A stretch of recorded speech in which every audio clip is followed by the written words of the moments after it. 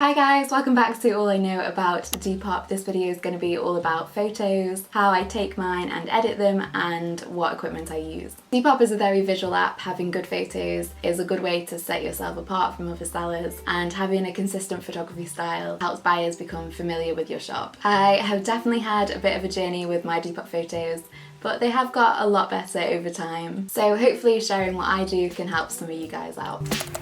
My photography routine. So I like to shoot in bulk once a week. I aim to do about 50 photographs because I'm trying to do 50 new listings every week. I tend to prepare the items before and make sure they're all ironed and ready to go. I like to shoot in groups of 10 just to make the day a bit more manageable. So I will sort all the items into around groups of 10 and make sure these all have the same styling and the same camera angle. So when I'm shooting these, I only have to swap the items. So for example, I'll shoot all the bags at the same time, and then I might take a break, and then I'll shoot all the long coats, and this helps to speed up the process. My setup. I use two box lights with a white paper backdrop, and I have my Canon 200D that sits on a tripod, and I use my iPhone as a remote. The box lights and the backdrop I got from Amazon, and I think they came to less than £100 altogether. I bought these pretty on in my Depop journey. In the past two places that I've lived, I've had like the worst natural light in pretty much every window of the house. So before I got these, I would like shoot between like 12 and 2 on like a sunny day, and that's all I could shoot for. Whereas with these, I was able to shoot at any time. If you can only afford to buy one of these, I would definitely pick up the lights. You can easily create a similar vibe with just like a white bed sheet at the back. I managed to pick up this tripod for like £6 at a charity shop, so that was a bargain. And my Canon 200D was not so much of a bargain. I bought my Canon as a gift for my 21st birthday. It was like £500, so pretty pricey. And at the time I just thought I'd use it to like take travel photos. I didn't know I'd end up mostly using it to take like millions of photos of my torso, but these things happen.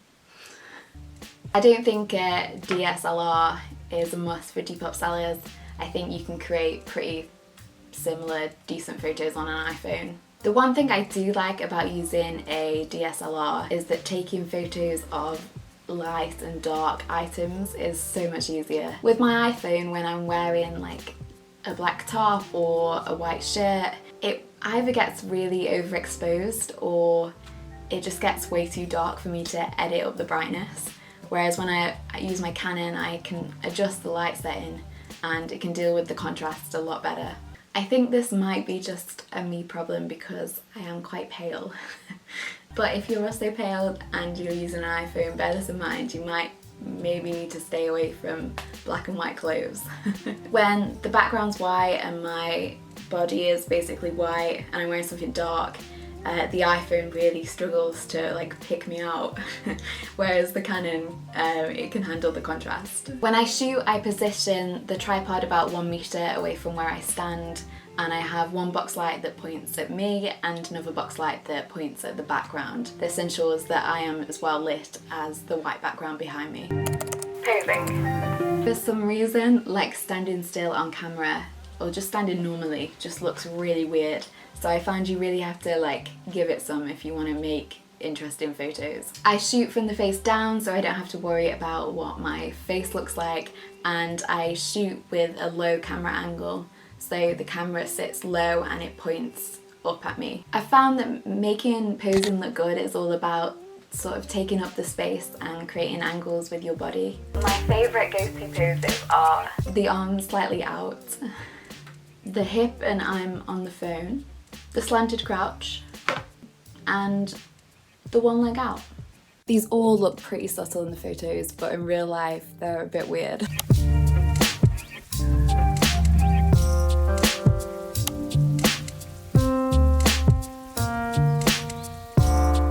This is one of my favourites. So you like squat down and then you push and you just take a photo of this bit. Weird.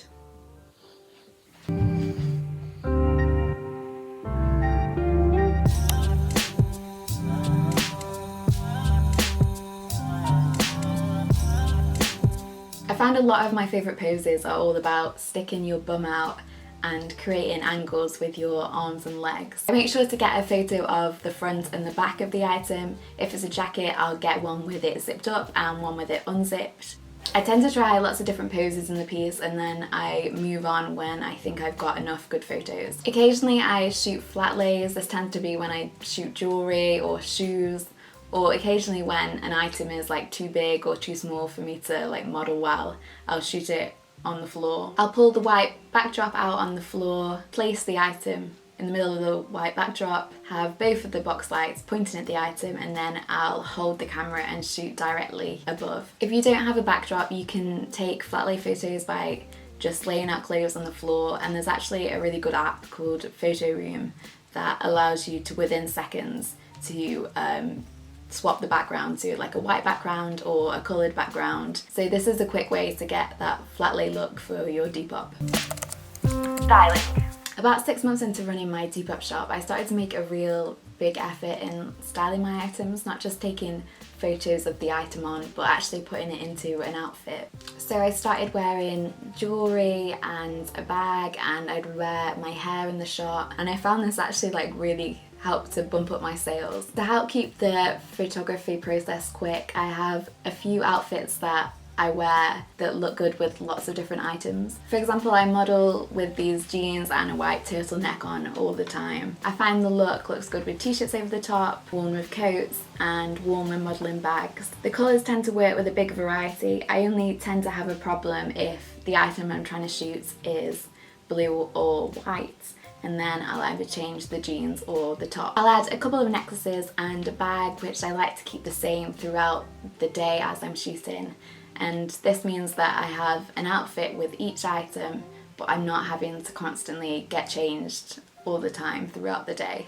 Editing. After I've done shooting, I download all the photos to my iPad and favourite 4 and delete the rest. I edit all the photos on my iPad just in Photos. I tend to only edit pictures if the photos are a bit too dark or too light. In this situation, I will play with the shadows and the exposure until I'm happy with it. I used to be a really intense editor of my Depop photos. I thought if I looked perfect in the photos, then I would make more sales. So I would airbrush my skin, I would make my skin darker, and in the end I realised that it was just not worth the effort that I was putting in. Depop has like a very natural aesthetic, and I think in fact adding that glossiness and that like fakeness to all my photos just made it look more sketchy. And in the bigger picture it's like a much healthier place if we don't edit our bodies in our photos. If I like want my body to be like more tanned, like I gotta go in the sun, like I can't just do it through an app. Depop is a very accepting place, and if you're having second thoughts about whether you should post something because of how you look in the photo, then trust me, just list it. No one cares, that shirt will definitely sell, and there'll be a woman on the other end that sees your body and thinks that looks just like me. And I think that's where we should be all going as like young women of the internet. Got a little bit deep with this one, we're gonna move on, but I back that, I think that's the truth.